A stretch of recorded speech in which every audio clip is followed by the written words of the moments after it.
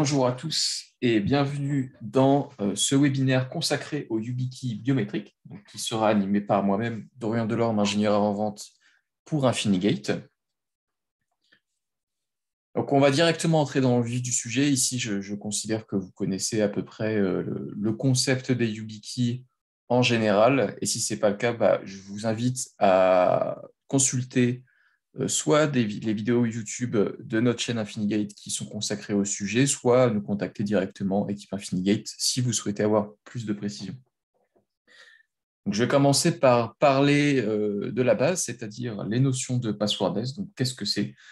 Le passwordless, c'est un terme qu'on entend de plus en plus, qu'on entend aussi beaucoup chez Microsoft, signifie la fin des secrets complexes de courte durée. Donc, on va principalement ici, bien sûr, parler des mots de passe. Donc, on va retrouver trois types de facteurs possibles. Ce que j'ai, c'est-à-dire un mot de passe ou un code PIN. Ce que j'ai, c'est-à-dire une YubiKey ou un smartphone. Et ce que je suis, c'est-à-dire la biométrie, ce qui va nous intéresser, que ce soit l'empreinte, que ce soit rétinien, peu importe. Voilà, c'est la famille de la biométrie.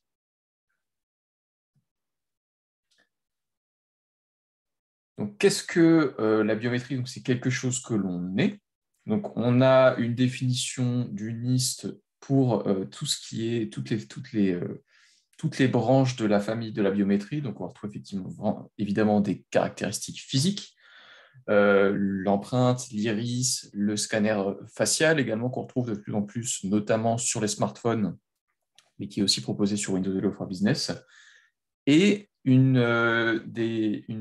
autre branche qui est émergente, qui est la biométrie par comportement. Donc en fait, on va venir détecter certaines gestuelles ou des cadences pour vérifier si c'est bien vous qui vous connectez. Par rapport à ce qu'offrent les YubiKey, la série 5 des YubiKey, donc qui sont les clés noires et qui supportent tous les protocoles disponibles, à savoir FIDO, FIDO2, FIDO-U2F, la smart card et les OTP, on va retrouver différents types d'expériences utilisateurs. Donc, je vais simplement aborder cette partie très rapidement pour qu'on ait un comparatif de ce qu'on va pouvoir retrouver sur le marché en termes d'UX. En commençant par l'UX la moins optimisée, on va dire, que sont les OTP. Pour les OTP, ce que l'on va retrouver en général, c'est un login et un mot de passe à rentrer, puis ensuite entrer un OTP, de quelque manière que ce soit. Et peu importe l'OTP d'ailleurs. On a en général trois types d'OTP qu'on retrouve sur les marchés, à savoir HOTP, plutôt orienté radius, TOTP type Google Authenticator, et UbiOTP qui est le standard qui a été développé par Yubico, qui a un niveau de sécurité un peu plus élevé en termes d'OTP, mais quoi qu'il en soit, on retrouve en général la combinaison login-mot de passe, puis ensuite utilisation d'un OTP. Ensuite, on monte un peu en termes d'expérience utilisateur avec la Smart Card, qui est donc basée sur le standard du NIST, où on va venir retrouver une expérience utilisateur qui est Déjà là, on a une première notion de passwordless parce que l'on n'utilise plus de mot de passe.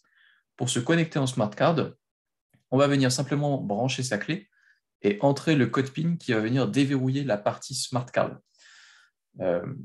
Et donc, de cette façon-là, on va pouvoir s'affranchir des mots de passe. Le problème qu'on a avec les smart cards actuellement, c'est que c'est un standard du NIST qui existe depuis plus de 30 ans maintenant, et donc qu'il est très difficile de changer. Et on a les derniers protocoles de sécurité que sont FIDO, U2F et FIDO2. Donc une passe rapide sur FIDO U2F, qui était le premier protocole FIDO à être développé en 2014, co-créé par Yubico et Google. Ici, on retrouve une expérience un peu similaire finalement à l'OTP, mais un peu mieux quand même. Pourquoi? Parce qu'on va devoir rentrer un login mot de passe, certes, mais on aura simplement venir appuyer sur la YubiKey pour venir se connecter. Donc, on va s'épargner la peine de devoir sortir un téléphone, rapprocher sa clé, éventuellement rentrer un OTP, etc. Là, on a quand même, tant que la YubiKey est branchée, on a simplement à appuyer dessus pour se connecter. Mais on a toujours quand même cette notion de mot de passe. Et ensuite arrive FIDO2. Donc, je fais une passe encore une fois très rapidement puisqu'on a déjà dédié un webinaire au protocole FIDO. FIDO2, co-créé en 2018 par Microsoft et par Yubico, qui a amené cette vraie notion de passwordless qu'on le retrouvait sur la smart card, mais mise au goût du jour avec des améliorations significatives qui viennent répondre à des problématiques plus contemporaines, comme par exemple l'anti-phishing.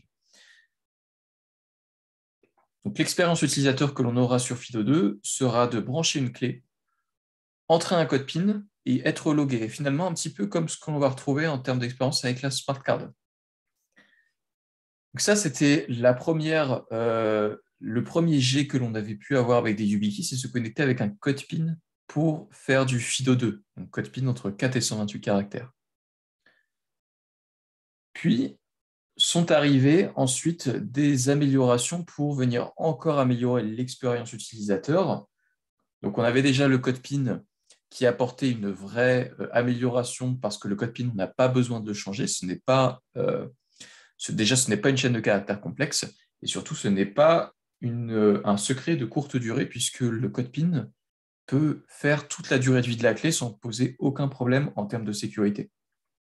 Donc, comment est-ce qu'on peut encore améliorer l'expérience utilisateur une fois qu'on a déjà un code PIN statique pour se connecter? Eh bien, c'est tout simplement de ne plus rien avoir à retenir, donc c'est d'être passwordless et pinless grâce à la biométrie notamment. Une passe juste très rapide, encore une fois, sur FIDO. Donc, FIDO2 FIDO, en termes généraux, est un protocole orienté navigateur, qui est né dans le navigateur et qui est orienté client. Donc, on a un protocole qui s'appelle SETAP, qui va initier la connexion entre la YubiKey et le navigateur, qui s'appelle SETAP. Donc, on peut le faire donc, à travers USB ou NFC. Sur certaines autres clés, on peut faire en Bluetooth. Yubico a choisi de ne pas partir sur Bluetooth pour des raisons de sécurité. Et ensuite, entre le navigateur et le relay party, que ce soit un Azure, un Okta, peu importe, on joue avec le protocole WebAuthn pour la connexion ensuite de l'utilisateur.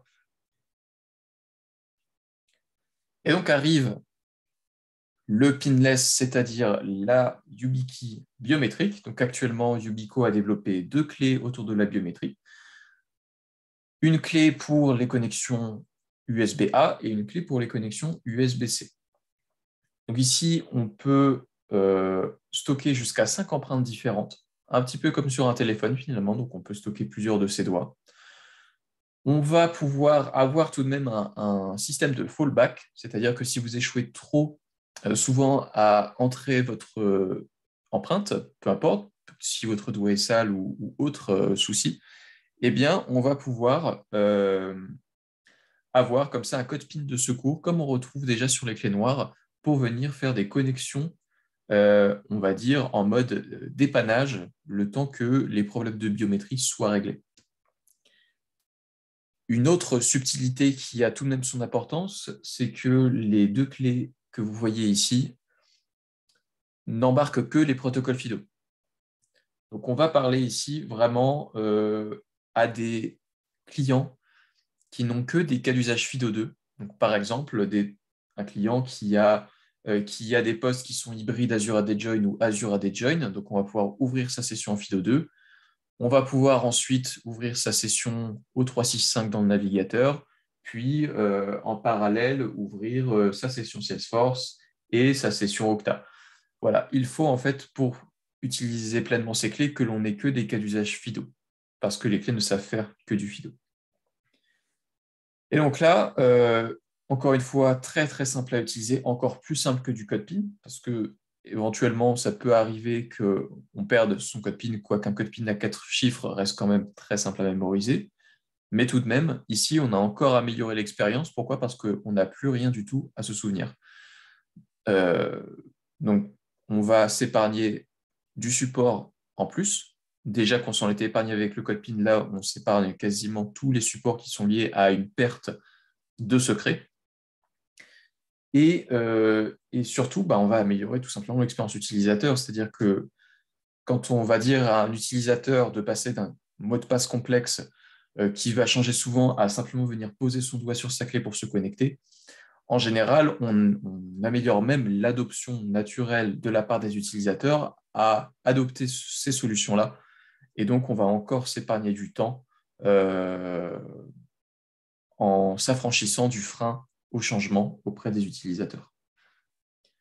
À noter une dernière subtilité, c'est que les clés n'embarquent pas de NFC comme vous pouvez les connaître sur les autres clés noires, les séries 5.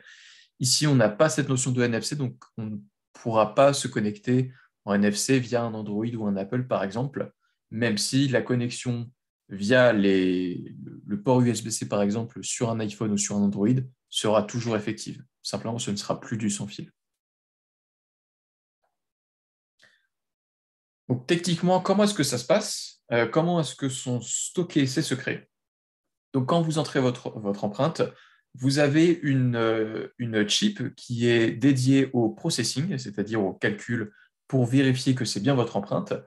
Et on a un autre secure element qui, lui, se charge de stocker vos empreintes de manière sécurisée. Et donc, c'est sur la puce numéro 2 ici qu'on viendra comparer ce qui vient d'être rentré sur le lecteur d'empreintes. Ces chips sont toujours, comme les séries 5, certifiés EAL6+, critères communs, qui sont les plus hauts niveaux de certification de sécurité électronique actuellement sur le marché. Donc, pas de souci en termes d'exploitation de hardware. Et à noter également, de la même manière que sur les séries 5, les firmware ne sont pas upgradable, c'est-à-dire qu'on s'affranchit également de l'injection éventuellement de rootkit via un update de firmware qui pourrait s'opérer et qui s'opère sur certaines autres clés de sécurité concurrentes qui, elles, l'autorisent.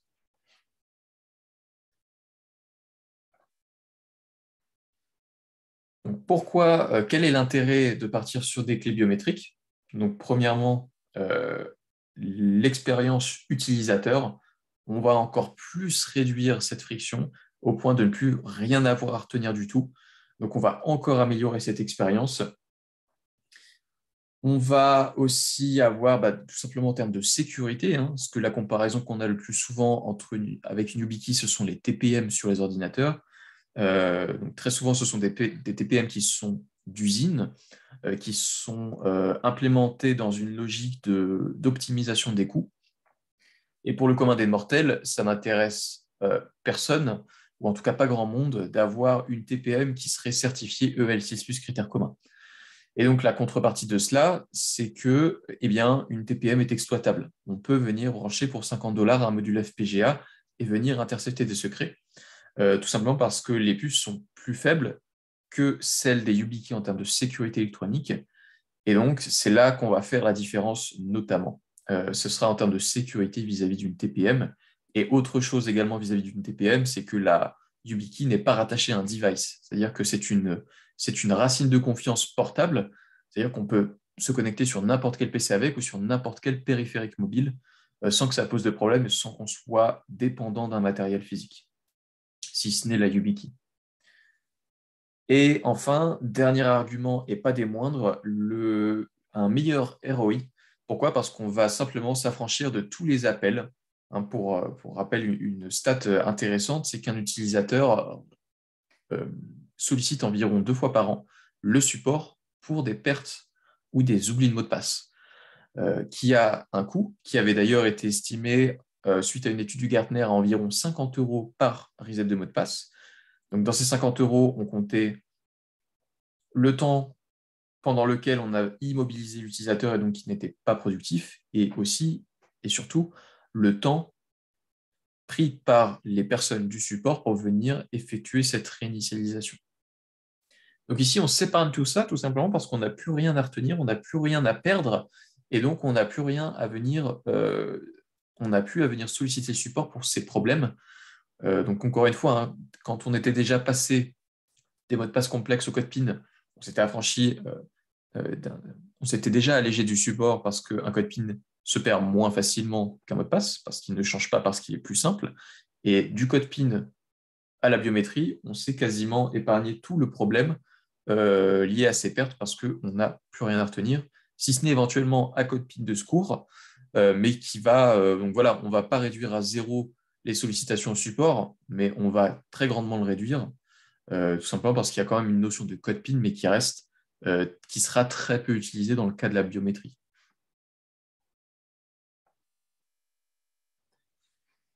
Côté enrollment, donc, qui fait partie quelque part de l'adoption des utilisateurs, c'est la simplicité d'utilisation, que ce soit à l'utilisation, mais également à l'enrôlement.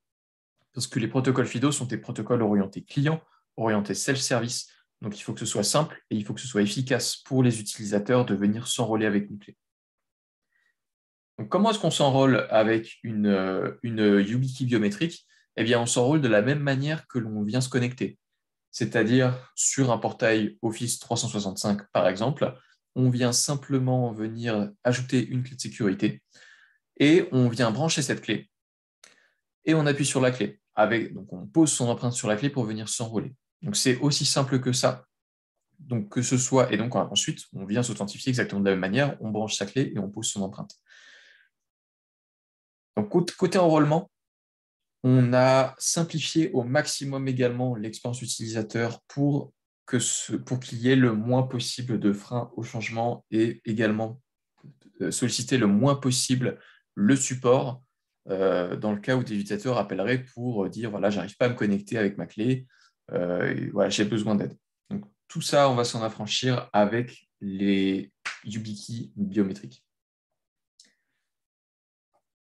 On a bien sûr toujours une partie process à mettre en place, hein, c'est-à-dire toujours quand même, même si on réduit à son plus simple appareil l'authentification et l'enrôlement, on aura toujours cette partie process, c'est-à-dire une documentation simple et claire à mettre à disposition des utilisateurs en disant voilà où il faut cliquer, voilà ce que vous avez à faire pour que ça fonctionne.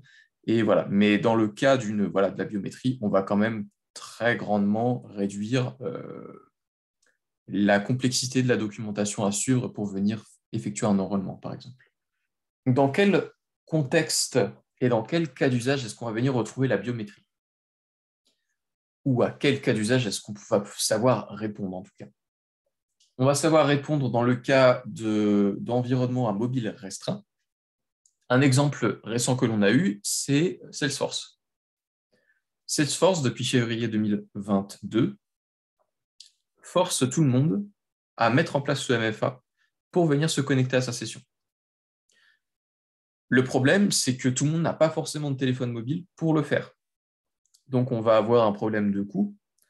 Et de l'autre côté, Salesforce pousse et va forcer le MFA. Donc, il y a un problème qui se dessine ici. Et dans ce cadre-là, les YubiKeys savent répondre avec le protocole FIDO que Salesforce supporte. Donc, pour une clé entre, on va dire, en partant des gammes, entre 50 et 100 euros, va savoir répondre à ce cas d'usage tout en n'ayant pas non plus le prix d'un smartphone pour venir faire de l'authentification. Donc, il y a des centres d'appel, par exemple, qui sont concernés par ces problématiques où tout le monde doit avoir accès à Salesforce, mais tout le monde n'a pas forcément de téléphone pro. Donc, on va savoir répondre à ces problèmes-là à travers les YubiKey. Autre cas d'usage auquel on sait très bien répondre, ce sont les postes partagés qu'on va retrouver dans les hôpitaux, par exemple, ou dans les milieux industriels. Pourquoi? Eh bien parce que même si on a une session partagée, une session ouvrier, par exemple, eh bien, chaque ouvrier aura sa YubiKey, ou chaque infirmier aura sa YubiKey, et aura sa propre identification, c'est-à-dire sa propre empreinte pour venir se connecter. Donc, en termes de traçabilité, si on parle toujours de postes partagés, ou en tout cas de sessions partagées plus précisément, en termes de traçabilité derrière, on aura toujours le même log, c'est-à-dire la même personne, le même compte partagé qui se connecte. Par contre, en amont, chacun se sera connecté avec son propre identifiant, sa propre empreinte à la session en question. Également, tout ce qui va être travail, voilà, toutes les applications SaaS, par exemple, donc tout ce qui va être O365, toutes les applications Salesforce, j'en ai parlé un petit peu, Okta, les applications VPN également, qui était un grand sujet ces 2 dernières années, pour les raisons qu'on connaît. Tout ça va nous permettre, en fait, tous ces cas d'usage-là peuvent être répondus par la YubiKey. Pourquoi? Parce que si je parle des VPN, par exemple, tous les éditeurs VPN sont en train de tendre vers les protocoles FIDO. Alors, d'une manière ou d'une autre, certains l'intègrent déjà nativement et d'autres autorisent les délégations SAML, c'est-à-dire qu'elles autorisent la délégation de l'authentification à un tiers, que ce soit un Azure, que ce soit un Okta, peu importe, qui, eux, savent faire du FIDO2. Donc, dans tous les cas, ce sont des cas d'usage pour lesquels on sait interconnecter une YubiKey biométrique pour venir simplifier cette expérience utilisateur. Et enfin, également, pour tout ce qui va être, donc là, on va parler plus largement de tous les autres cas d'usage qu'on pourrait retrouver, hein, d'ailleurs, que ce soit dans la vie pro comme dans la vie perso. Il faut savoir que les YubiKey s'étaient d'abord fait connaître dans le monde perso. On va pouvoir répondre à tous les autres cas d'usage possibles, alors que ce soit une sécurisation de ses réseaux sociaux, une sécurisation de ses comptes bancaires, une sécurisation de son portefeuille de mots de passe. Tout ça, ce sont également des cas d'usage auxquels on sait répondre. Et je ne parle même pas des cas d'usage qui concernent les administrateurs, comme les sessions, les connexions SSH, les connexions à des PAM, à des bastions, les connexions RDP, etc. Donc voilà le panel rapide de tous les cas d'usage que l'on rencontre aujourd'hui et pour lesquels la biométrie sait répondre. Donc voilà qui clôture ce court webinaire. Donc si pour ceux qui regarderaient ce replay, vous avez des questions supplémentaires, mes coordonnées sont à l'écran, donc n'hésitez pas à nous envoyer un mail pour des infos supplémentaires, on y répondra avec plaisir. Et voilà. Donc sur ce, je vous souhaite une très bonne journée et à bientôt.